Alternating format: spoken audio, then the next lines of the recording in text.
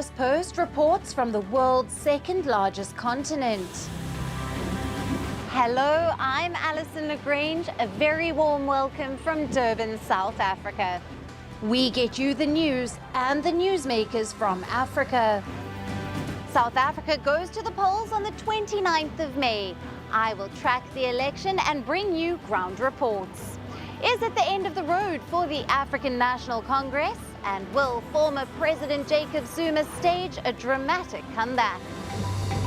From elections to climate change to innovations and opportunities.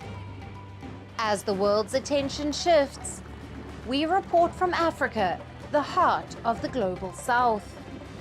Join me every weekday live on First Post.